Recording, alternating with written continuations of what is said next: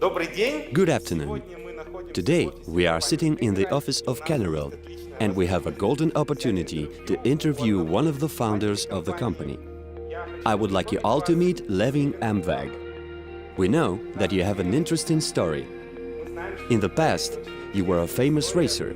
Please tell our guys a little bit about yourself. It's intriguing to know more about you and the story of your life. Yeah, my personal story, before I started with all that kind of things, I was a racing driver. I was driving for Audi Sports. Maybe some people know that. And you find it on YouTube and some videos when I was driving back then.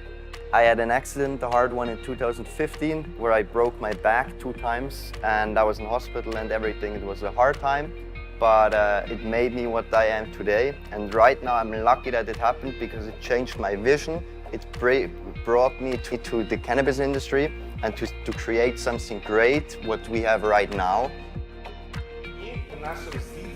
Both me and my viewers are curious on how did you come to the cannabis industry? Why did you choose this shape? Tell us more, please. So it was in 2017 when we were in America with my brother, you know, who came with the idea at the beginning, like, let's start a big facility, let's make it like the big boys. And we were at the beginning like, oh, but that's poor, why should we do it? And then suddenly, you know, we saw it with our own eyes and we were like, okay, when we get back to Switzerland, we start it directly.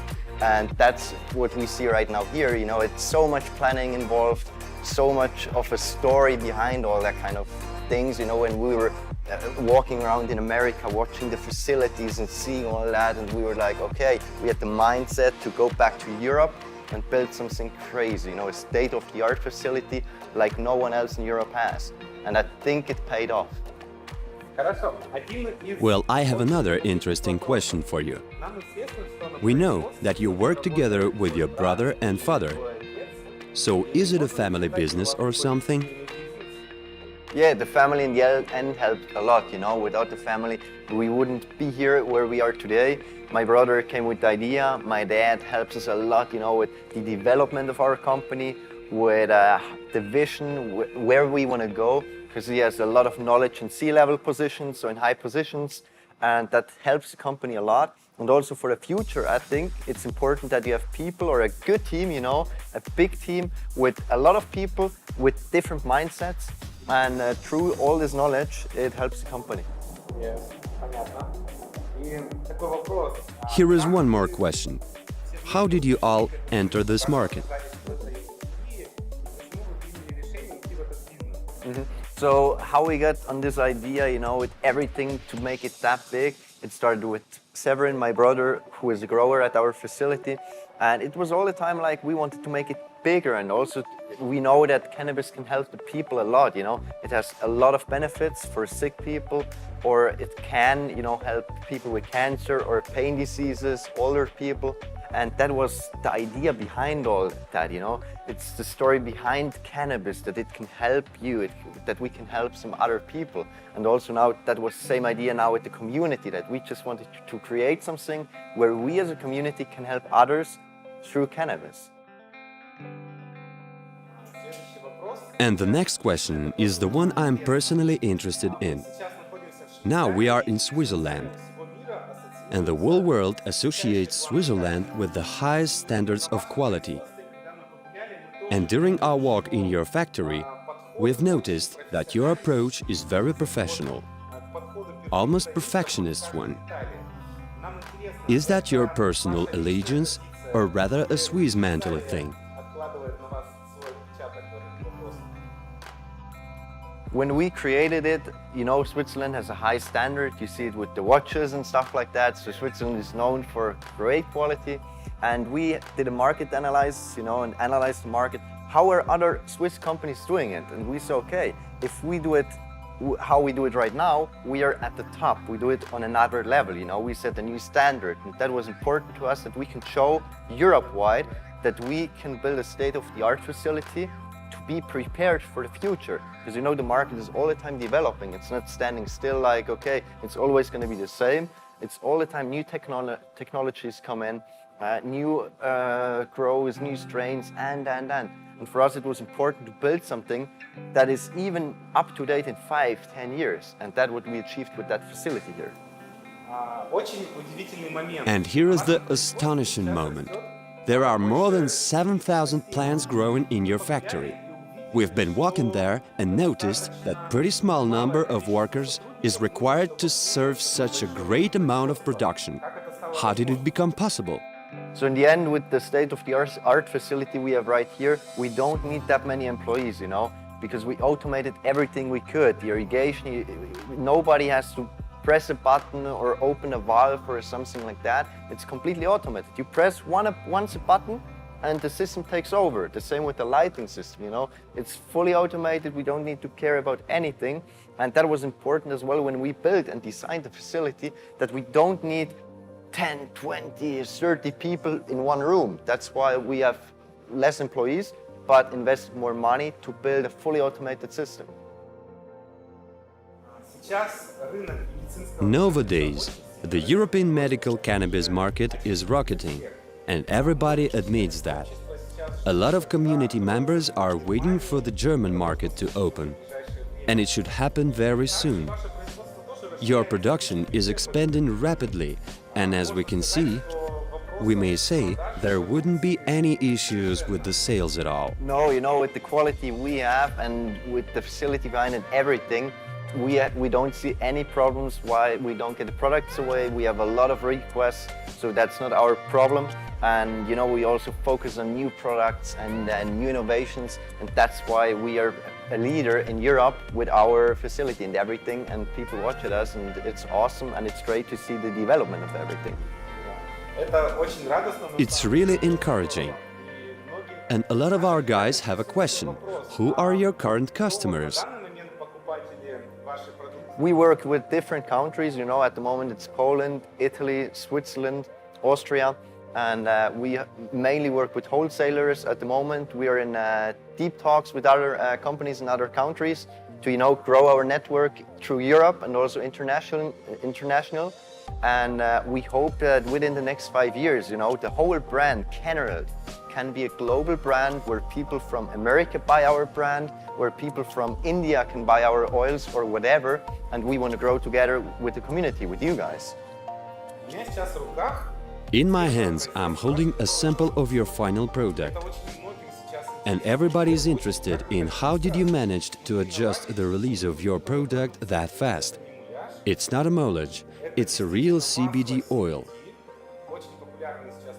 A very popular product, as we know, and wow, we have only one question. How did you manage to release it that quick? And what are your plans for releasing products? Yeah, you know, our product department, they are working since weeks to develop products and to make it quick, because we, of course, could wait, you know, and wait, but we have people behind it, you know, we want to push, we are a good team. That's why we push our products. We want to launch several products within 2019. So it's not just going to be the oil, so it's going to come more, but I can't tell too much right now. We are also not going to tell you exactly when we're going to launch it. You know, we want a little secret still for you, but it's coming this year, 100%, and we hope that you're going to like it and that all the other people are going to like it, and that's what Cannerald stands for, you know. Let's talk about CannerGrow investment program. The token sale has successfully begun on June 20th. A lot of people have already become CannerGrow's partners or investors. So here's another question. How did you finally come up to this, and why did you give up the ICO despite planning it several months ago? You know, we didn't want to do the ICO. We invested instead our own money to build everything you see here. So it's not bank money or a loan or anything else. We said, okay, we do it. We invest our own money, because then you know you also get the motivation. You stand behind it. You want that the company grows. And then we came up with the idea, okay, how would it be if other people in other countries could own a cannabis plant, you know? If you could sit at home and that's your plant right here, and you could own it, and you also could profit from this billion market. And that's how the idea came up to. And it's great to see that as a community, you know, that we can grow together. And that's also our slogan, you know, that we want to grow for the community and with the community as a company. Exactly.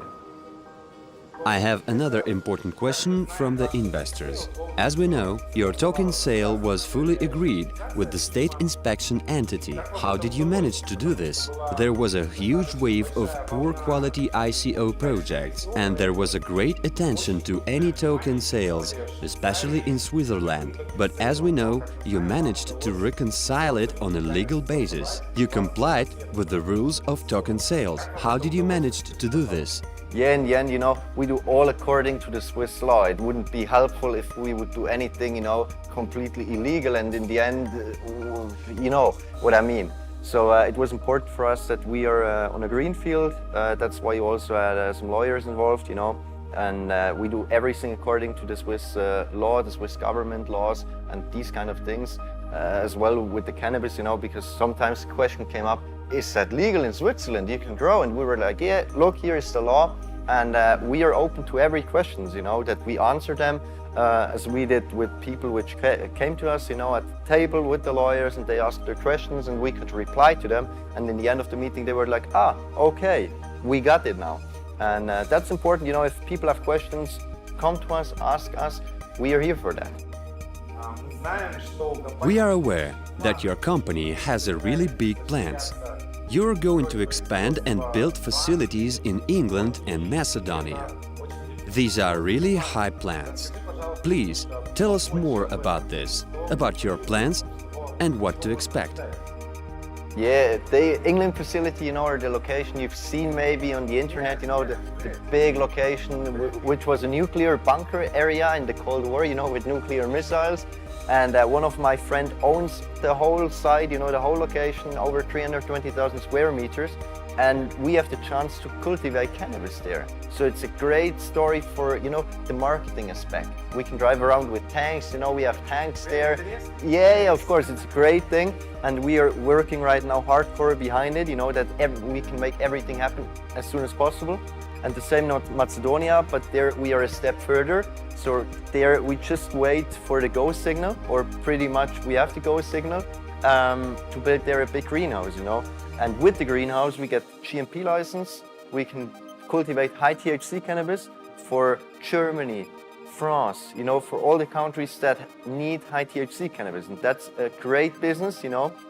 You make more money with it. So it's a win situation for you, a win situation for the company. And again, we can grow together. A few words about Macedonia, first of all, great country. We've been there, you know, we had some meetings with the companies for the greenhouse and the location and everything. And they also showed us, you know, the greenhouse they are building right now. And we would build our greenhouse together with them. So, you know, there is already experience in there. So they know how to do it. We can extract the THC oils there because it's a company from Red Bull, or in the umbrella from Red Bull. So it is also a great aspect marketing-wise, you know, that we can present ourselves, a company with bigger companies. And we hope that in Macedonia, you know, that we can create something like here, a state-of-the-art greenhouse where people look at us and that we are, again, that people make pictures from us, you know, and post them on Instagram and Facebook, and post like, great company, state-of-the-art factory. And that's what we want to create with the branding, you know, that we want to create things no one else did before us. We want to be the leader in some sort of way. And we hope that we can do that together with you. And also, please tell us a few words about the partnership program. It has united more than 1,000 of people, and a lot of partners earn quite a good amount of money with the company. And guys are really happy that they can get the interest income from every harvest. This is truly amazing, and in fact this is the first project based on the real production on the online investment market. It's really fantastic, and a lot of guys are grateful to you. Allow me to express gratitude on behalf of all partners, and maybe you would like to say a few words to the folks. Thank you very much, you know. We achieved something great here, you know. It has never been done before, Nobody else did something like we are doing right now here. And that's why without you, the community, we wouldn't be able to build up our brand. We would not be able to grow together. And that's also or is gonna stay our slogan, you know, for the future. It doesn't matter how big we grow as a company, we are gonna grow as a community, and we grow for you. Thanks again, and we won't disappoint you in the future, and see you soon.